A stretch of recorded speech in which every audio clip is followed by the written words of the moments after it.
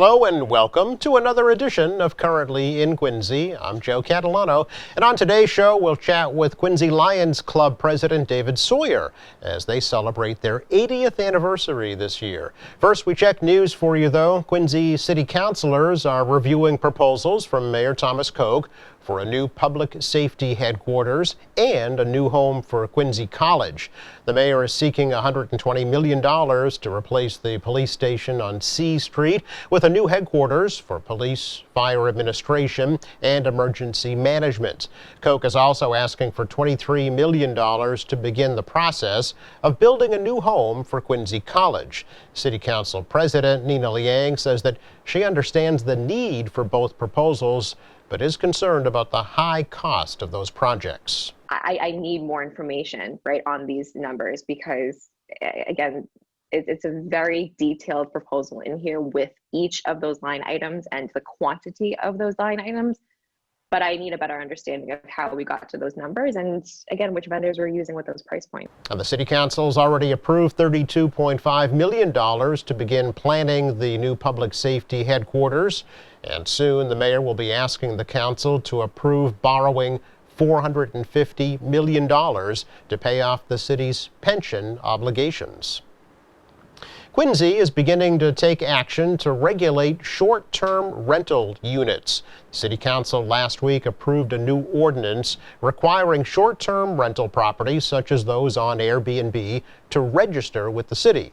Ward 5 Councilor Chuck Valen says that move is an effort to stop short-term rental properties from disrupting residential neighborhoods. It's the only part of the real estate, whether it's that we usually know everything about a house.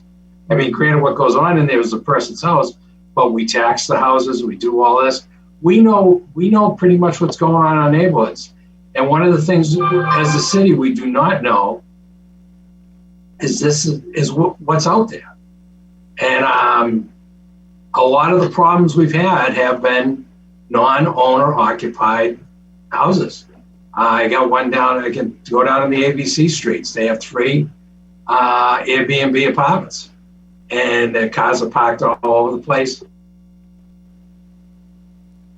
Neighbors have talked to the people, I've had the building inspector now. They can't get them to move and they do what they, the building inspector then comes back to me and says, I can't do anything because it's an Airbnb. And we don't even know if they really are an Airbnb, if they've registered with the state or anything. So they could be, it seems to be a convenient excuse that people are using just to keep these up. And people are going into these homes, they're buying them when a family would probably come in and buy that house, outbidding that family because they're going to use it as a rental income. And that's something that residents say was never met. Now, officials say there is no clear way for the city to know how many short-term rentals there are in Quincy without developing a city database. Officials also admit much of the new regulation will be based on the honor system. A new trial will be held for a man who was convicted of second-degree murder for the death of another man in a Quincy Center bar room back in 2015.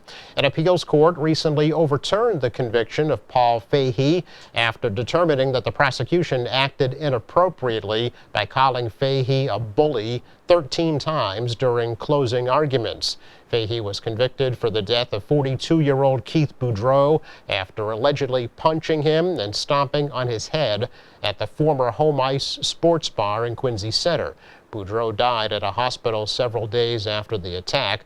Norfolk County District Attorney Mike Morrissey acknowledged the mistakes and said that his office will retry that case.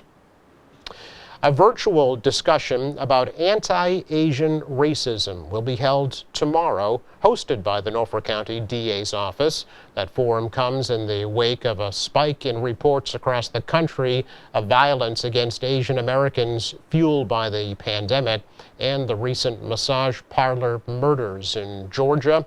Quincy City Council President Nina Liang will participate and says it's important to talk about any problems out in the open.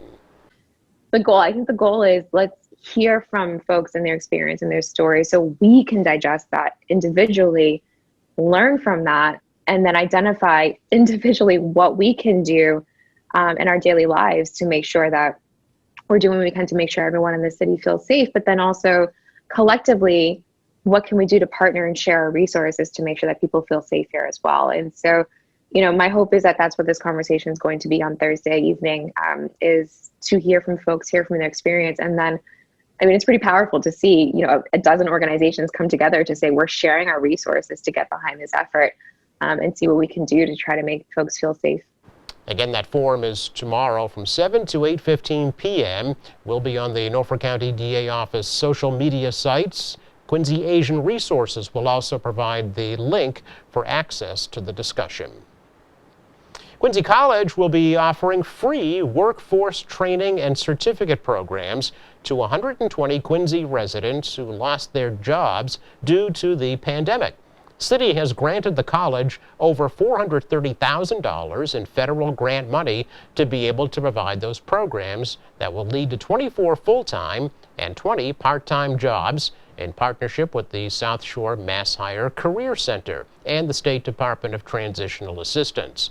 Now, the programs will focus on areas including healthcare, finance, human services, and substance abuse counseling. Coming up, we will check in with David Sawyer of the Quincy Lions Club. That's next. The COVID-19 vaccines can be our chance to get back to our plans, who we are, what we miss, to get back to each other, to life. But it's okay to have questions. Like, how were the vaccines tested? In rigorous clinical trials among adults of diverse backgrounds. Can the vaccines give you COVID-19? You cannot get COVID-19 from a vaccine. Why should I get vaccinated? Protecting yourself also helps protect the people around you.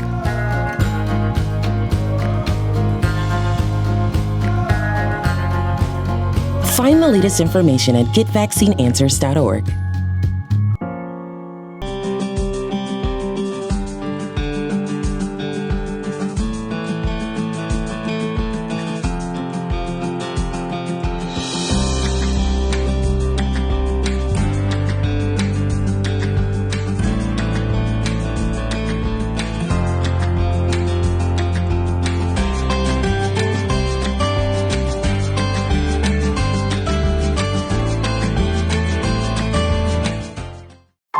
Hear someone go, "Didn't it come from you guys?" Strangers cough at me. Move away from me. Someone spit towards my direction. All the stereotypes that we've worked so hard to break are just going to be reversed. And I won't let that happen. We all have to play our part. I donate my plasma. I've been making masks. We deserve respect as much as everybody else. I'm a firefighter, not a virus. I'm a mask maker, not a virus. I'm a nurse. I'm a delivery woman, chef, a neighbor, Artist. Bus driver. I'm a doctor. Fight the virus. Fight the virus. So happy to welcome to the program today David Sawyer, president of the Quincy Lions Club, marking a historic 80th anniversary. David, nice to see you. Oh, it's a pleasure to be here. Thank you very much for the time today. No, it's our pleasure. When I read about your 80th anniversary, I said, my gosh, they can't be that old, but sure as shooting you are, and growing stronger every day, right? Yeah, we like to think so. I mean, it's been a great 80 years in the city of Quincy with a lot of people that have done some really good work helping the community with a lot of the activities and missions of the Lions Club.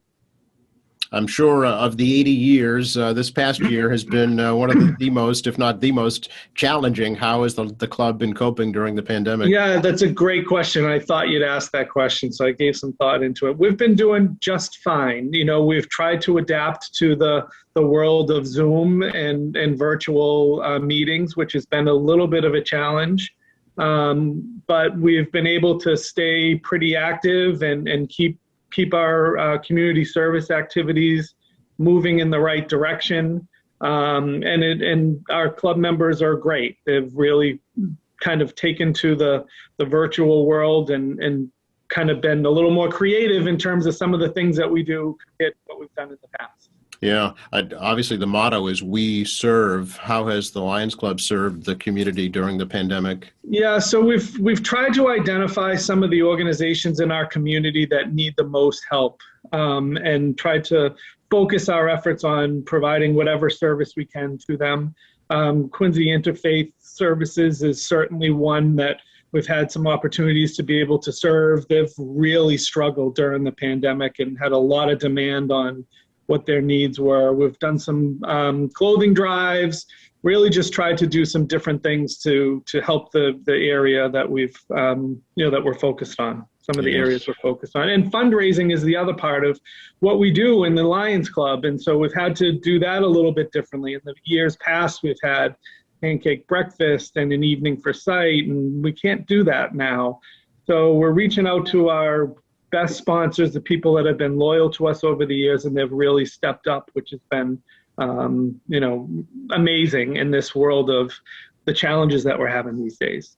Yeah. Now with, a bit of light at the end of the tunnel, any plans or at least thoughts for getting back together in person? Yeah, we have we definitely have our year-end celebration scheduled for June 17th with all of our members. And at that meeting, we'll recognize a lot of people within the club that have done a lot of great work. We're going to meet over at the new Masonic Lodge. Oh.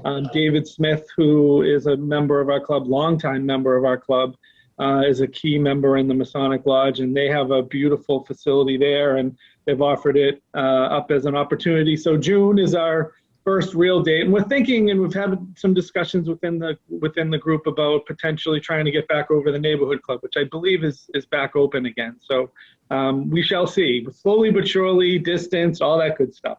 Sure. Have you been in contact with other clubs, either locally or across the country or even across the world, to see how they're kind of coping? Yeah, so we do collaborate. We have, so just really quick about Lions Clubs, it's the largest service organization in the world. We're located in over 200 different countries. There's about 48,000 clubs worldwide and over close to 1.5 million members throughout the world. And locally throughout our district being, southeastern Massachusetts, we have regular virtual meetings with all the other clubs and talk about what's going right and what's some of the biggest challenges are. Here in Quincy, we've been very fortunate. We've remained relatively stable. We have a decent financial structure, so things have continued to move forward. It's been challenging for some of the smaller clubs throughout our district. So we're trying to lend a helping hand in the best way we can through this virtual methods that we have in place. Right. About how many members in Quincy, David? We have about 55 members currently. Not our highest level. We're always trying to grow. So, we appreciate the opportunity to spread the word and welcome anybody who might be interested to reach out to us and get to know us a little bit more. Yeah, let's talk about that. Who can be a Lion and how does that happen? So the process is actually very straightforward. Just have to have an interest. You don't have to live in Quincy. I live in Franklin, Massachusetts. I just happened when I started my career about 20 years ago at Eastern Bank, was working in Quincy and wanted to get involved in the community, get to know some people. And it was a great fit, fell in love with all the people. Really the people that want to be members of our club are really looking to get involved and be active and help others. The Lions Club mission, as you mentioned, is we serve. And that really is true. But one of the other things that we really focus on is helping the visually impaired. Mm-hmm. Back in 1925, Helen Keller came to the Lions Club International Convention and tasked Lions to become Knights of the Blind in the crusade against darkness. And that's really been a driving force around some of the fundraising efforts that we have and some of the focus we have within the Quincy community to try to help the visually impaired. I know you've done an awful lot in that realm with testing some young people in the schools. Right. So there's a kids site vision screenings. We have some special technology that we offer and have different opportunities to help do initial vision screenings and try to catch some areas of concern that we might find for children that might not even be aware of some problems that they have, and catch it early. That's really a critical part of trying to help against vision challenges, especially within youth. So David Smith, who I mentioned earlier, with the Masonic Lodge, we've collaborated with them to get this equipment, and it's been a real success. And we really try to focus on doing as much of that as possible. Yeah, I know in the past you've had eyeglass drives to be sent to like underprivileged countries, places like that. Is that still happening? We do. It is still happening. So on our website, there's a list of all the locations where we have eyeglass recycle boxes. So, visit our website, just Google QuincyLions.com or .org, I should say, and you'll find us. And there's a list of all the big local businesses that have a recycle box. And there's a big one at the Stop and Shop, the big corporate office, Stop and Shop corporate offices. There's kind of like a mailbox, et cetera, that you can donate those glasses to as well. And we actually just had a board meeting yesterday, and we were talking about, organizing, getting all the glasses, and especially in this virtual world, a little bit different than in years past. And starting to get them redistributed. And they do get recycled and transferred to people in need throughout the world, which is an amazing thing to be able to do. It is a great service, and it can almost be a luxury in some places in the world where people can't afford it. It is a luxury, without a doubt. Yeah. So. Any age limit, David? Do you have children that are Lions? No. It's usually 18 and above. Okay. We have the core base of our group are probably above 30. Mm-hmm. When I started, in my time at the Lions 20 years ago, I was just turning 30. And I was one of the younger members of the club, but it doesn't mean that we love having the youth of America involved, new ideas, fresh ideas, and different ways of looking at things. I think one of the best things about being a member is the camaraderie that you build with the folks in this group. They're all good people that want to help others and be active within Quincy, which is really special. Why I've been a member for over 20 years. I was surprised to learn, I read the article in the Quincy Sun about your 80th anniversary, that Lions was an acronym. I didn't realize that it would actually... Liberty, Intelligence, Our Nation's Safety. And, I think the reality is that there's a lot of different things. You can see in my background here, the logo, and you can see the two lions there, one facing to my left and one to the right. Looking back at our strong and rich history, and then the one looking forward to the future and all the good work that we can hopefully do and continue to do in the future. So there's a lot of little hidden secrets here in our logo, but certainly something that we're really proud of. Yeah, and also standing for it's loving individuals offering needed services, right? Yeah, and that's the one that I just gave you before was the previous one, and now we're starting to look at it with a different lens. But yes, without a doubt, it's good stuff. Yeah, sure. I think that's great. I myself have been honored to be a guest speaker to Quincy Lions. I have my little lion statue that I am proud of, for sure. Any virtual guest speakers that you can talk about? Well, we've had a few virtual guest speakers, which have been interesting. But you know what else we've been able to do is utilize the World Wide Web, as they say. So, when you become a member, you learn about what Lionism is, but there's so much rich history that I can share with the club via Zoom. Mm-hmm. So we had a meeting yesterday, and Melvin Jones, who is our founder, most Lions will know that Melvin Jones is the founder of the club.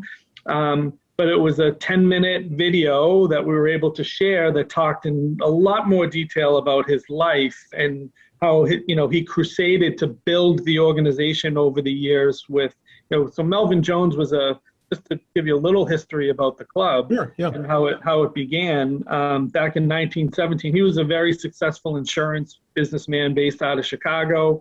And he started Lions as more of a business meeting type of club, and gathered a number of other successful business owners and had regular meetings with the group. And eventually they focused more of their attention on service and helping the community in charitable endeavors. And during his lifetime, over 30 plus years of his life, he dedicated to building Lions and making it an international organization. And it's pretty nice to be able to share some of the details that not everybody would have known with the club in this different type of virtual world. So we've talked about that. We've talked about some of the organizations that we support on a regular basis, like National Braille Press, learning a lot more about some of the work that they've done, Perkins School for the Blind as well. So although it's not as easy to get the speakers to come and have a lunch with us in person, we've been able to utilize technology to share a lot more about the history of our club and helping, and some of the work that we do with some of our other organizations. Yeah. Do you think post-pandemic, David, any of the virtual stuff will stick around? I think so. I think a lot of people have been able to adapt to this method and find it to be very convenient. When you think about travel from either your office and going in. So I can see us continuing with potentially virtual sessions every once in a while. But to be honest with you, I think we're going to really focus more on the in-person meetings. Half of the process here is this engagement that we have, and it's a lot trickier through a TV screen to get people talking, and there's nothing that beats sitting around the table with people and learning about their families, their lives, what's going on, and then we focus on the business at hand together, and there's a lot of engagement there. Yeah, no, I think you're absolutely right about that for sure. It has its place. It also has its limitations. Without a doubt. Yeah. Without a doubt. Something else I was interested to learn about was that women weren't allowed until 1988, which kind of surprised me. What would you say? It's sad to think about that it took that long to have women become members of our club, because they are really the strength of our club, in my opinion. Us gentlemen, we try to do our part, but the ladies are certainly a key factor, a critical factor of our club for sure, and have been ever since I've been a member. And I just can't imagine a world where that was the case. But, wonderful that they are a key driving force. Our district governor is a woman, and we've had a couple of strong women district governors, special one here in Quincy, Joyce Hogan. Is one of the most wonderful people that I've ever met in my life, committed to Lions, and really focused on leading our not only here in Quincy, but throughout the district. And actually, one real exciting piece of news, in 2023, the International Lions Convention is coming to Boston. Oh. Which is really exciting. It's going to be in July of 2023. Joyce Hogan is the vice chair of this event. There'll be thousands and thousands of Lions coming to Boston to celebrate Lionism, and one of the major events is a 5-hour-long parade where people from all over the world will come and dress in their native clothing, and it'll be a wonderful parade, and celebrate and have music and all the kinds of things you'd expect in a parade. It's pretty special. That is like breaking news here, David. That's great to hear, and so certainly something to look forward to after the. Yeah, and we've been as Lions here in Massachusetts, been trying to get the international convention to Boston for probably 20 years. Wow. So to finally have it coming in 2023 is one of the most exciting things for Lions to be able to meet and engage with people from all over the world that are part of this organization. Yeah. So I'd welcome anybody who's interested to become a Lion and learn about this to join us and just reach out to us. So again, our website, you can go to quincylions.org or reach out to us via email, quincylionsclub@gmail.com. Simple as that. And we'll make sure that you get invited to meetings, and hopefully when the world's a better place, we'll be able to sit down and engage and get to know each other. Yeah, I guess it's fortunate that it didn't happen until 2023, because it couldn't have happened, this past year. Yeah, they've had to cancel the past couple of years worth of international conventions, which is disappointing. They've tried to do it virtually. It doesn't have the same impact by any means.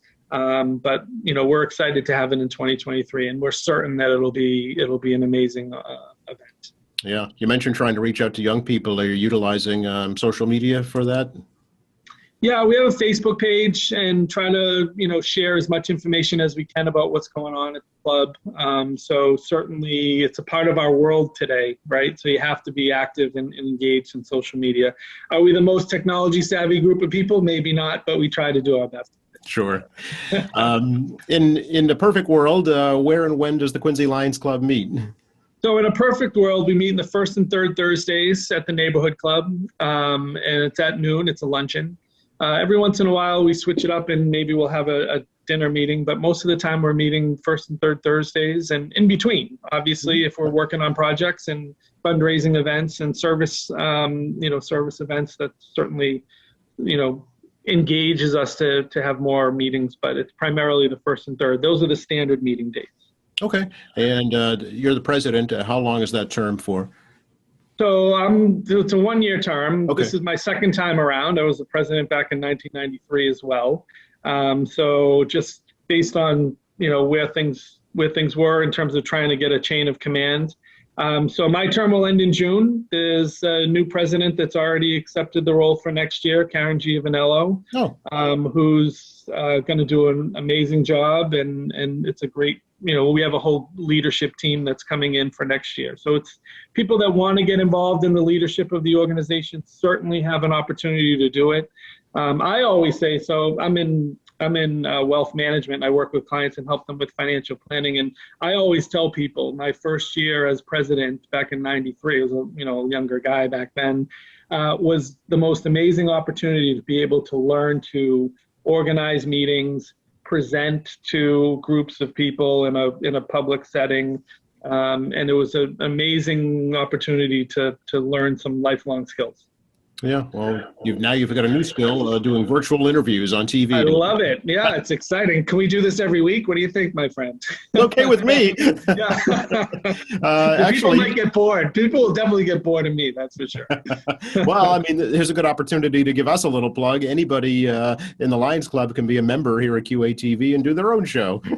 That sounds fantastic. I'll make sure I share that with the group. For sure. Anything else you'd like to share, David? Well, I just want to say I appreciate the time. This has been great. I think, it has been a challenging year for us.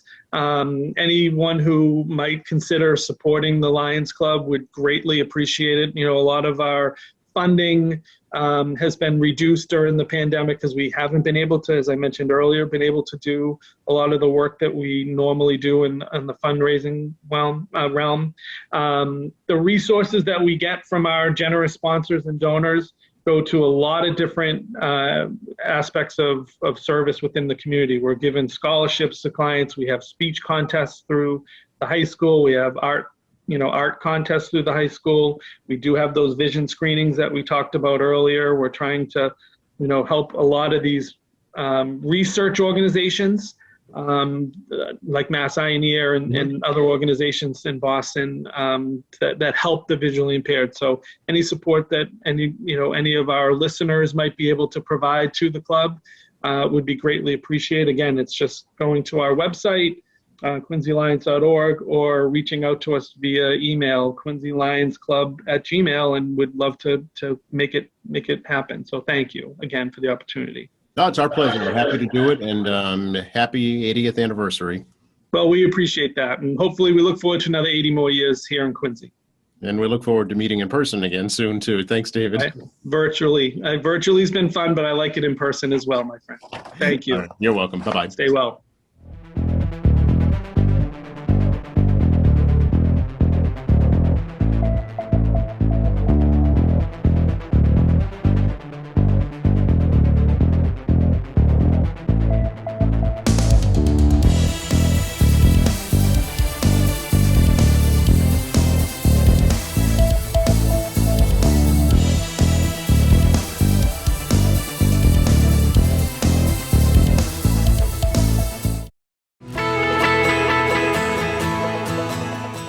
Thank you to David Sawyer for joining us today. Thank you to our crew. Thank you for watching. A reminder for you to please visit our website anytime. Go to QATV.org. You'll find all of our latest programs, news and information, video on demand, live streaming, and much more.